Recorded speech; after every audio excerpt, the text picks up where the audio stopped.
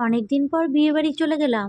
বিয়ে বাড়িতে আজকে খুব মজা নিজে করেছি। একা একাই সাজুগুজু করেছি। সাজুগুজু করা যায়, কিন্তু মেয়েকে নিয়ে ছেলেকে নিয়ে অতটা হয় না। আমাকে কেমন লাগছে তোমরা অবশ্যই কমেন্টস করে আমি জানাবে। এভাবে রেডি হয়েছি, আমার ছেলে আমাকে ভিডিও করে দিচ্ছে, ছবি তুলে দিচ্ছে। তারপর নিয়ে নিলাম পকোড়া। পকোড়ার সাথে চা অবশ্য ছিল। ফুচকা করেছিল, ফুচকাটা খাইনি। আমার ছেলেকে অনেকবার বলা হয়েছে ফুচকা খাবি, ছেলে বলল না ফুচকা খাবো না, পকোড়া খাবো আর কফি খাবো। আমরাও পকোড়া আর কফি খেলাম। শাশুড়ির জন্য লাইন দিয়ে পকোড়া নিয়ে গেলাম, কারণ আমার মেয়েকে ধরে রেখেছে। আমার মেয়ে ভিড়ে যেতে প্রচন্ড ভয় পায়। মেয়েকে ঘুম পাড়িয়ে শাশুড়ির কোলে দিয়ে প্যান্ডেলের ওপরটা কেমন লাগছে তোমরা অবশ্যই আমাদের বলো। কফির এই জায়গায় চলে এসেছি, এখন কফি খাবো, তার সাথে পকোড়া। পকোড়া দুবার খেলাম, পকোড়াটা খুবই টেস্টি হয়েছিল। আমি কোনো জায়গায় পকোড়া খাই না, গেলে এখানে ওখানে পকোড়া খাই না, বাড়িতে পকোড়া খাই। ফার্স্ট টাইম আমি বিয়ে বাড়িতে পকোড়া খেলাম। নতুন বউ তোমাদের সাথে শেয়ার করে দিলাম। এই দেখো কেমন হয়েছে তোমরা অবশ্যই কমেন্টস করে জানিও। প্যান্ডেলে চলে গেছি, প্রচন্ড ভিড়। অবশেষে আমরা জায়গা পেয়েছি। আমি, ছেলে, শাশুড়ি বসে পড়েছি। ঘুমিয়ে আছে, মেয়েকে কোলে নিয়ে শাশুড়ি খাচ্ছে।